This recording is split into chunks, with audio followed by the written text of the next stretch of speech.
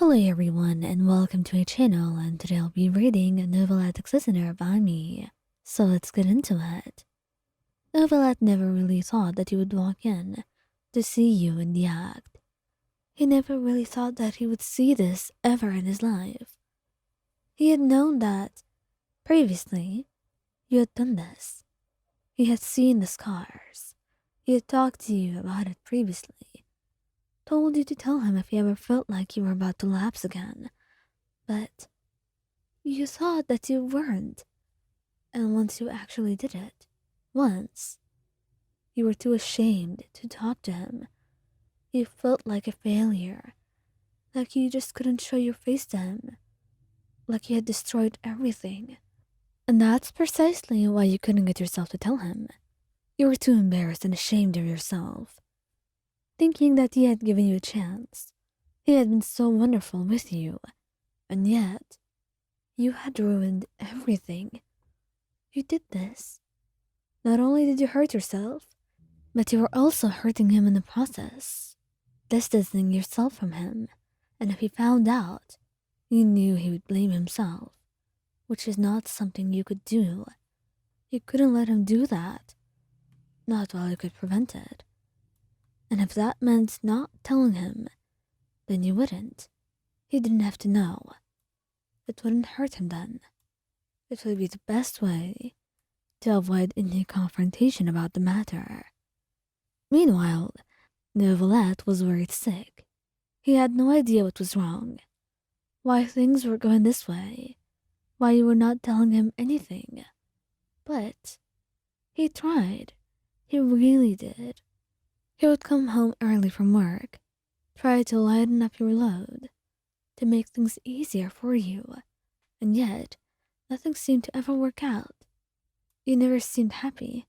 It seemed like anything he did not work properly at all.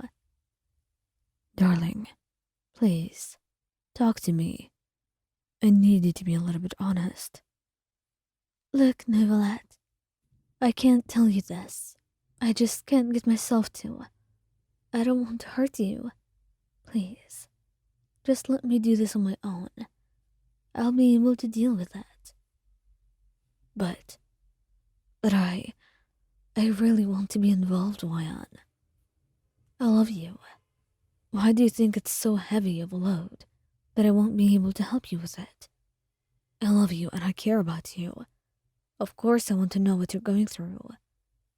And you frown, because he's too good for you, and you're only wasting his time. Eventually, you try to tell him something that will be convincing enough, but still won't give things away, and he leaves it at that. But he still has a feeling that something is wrong. And it's all until he sees you in your room, curled up around a tool of your own choice. One that you would hide from him. One that was used to hurt you by your own two hands. And right now, seeing the scene, it made him spiral. And immediately, it was pouring outside. And you looked up at him, flinching, seeing the look in his eyes. Neuvillette, don't look at me like that. Please, I can't handle it. Just why? He asks, his voice so soft, so fragile, so hurt. And you don't know what to do about it, but feel guilty, and endlessly so. You feel horrible for this. You feel like you just destroyed everything, beyond repair. You're ready for him to tell you that you don't deserve his time or his love. But then, he gets on his knees, taking the tool from your hands and putting it away. And if he could cry, he'd be doing so, holding your hands so tightly, before just taking you into his arms. He's gentle enough that you can leave if you so please. And then he's healing you with his power, kissing your cheek and your head, holding you so protectively. And then his hold tightens, when you don't try to leave him at all. I'm so sorry, Wyon. I'm sorry. I really am. I didn't notice at all. You were suffering and I didn't notice a single thing. Neuvillette, Neuvillette, it's not your fault. You couldn't blame yourself for this. Please. It's why I didn't tell you. I didn't want you blaming yourself.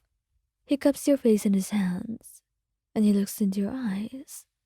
The way that you're crying hurts him. He never wants to see you like this.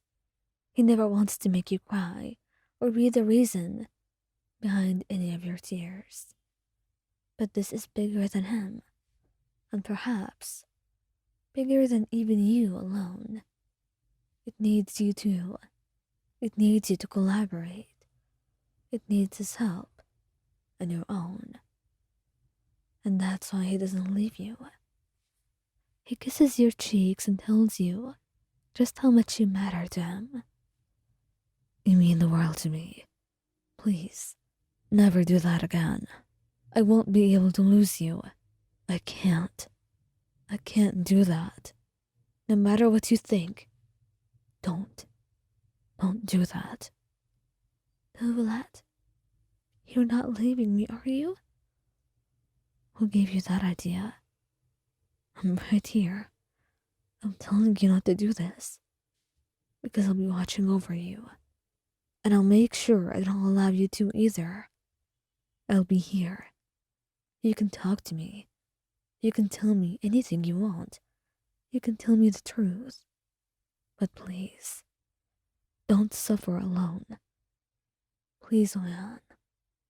That's all I ask, he says.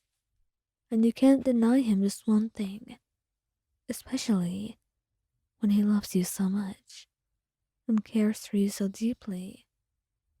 You settle in his arms, closing your eyes and crying, and he lets you. He, too, is weeping after all, in his own very way. And after many days of rain, once you're feeling better, and once he too recovered from what he saw, things start getting better again in Fontaine. The rain getting later and later, until it's fully gone. The sky is clear once again, the sign of a new beginning, a new chance, a way for you to heal, and a way that he will be accompanying you on every step of it.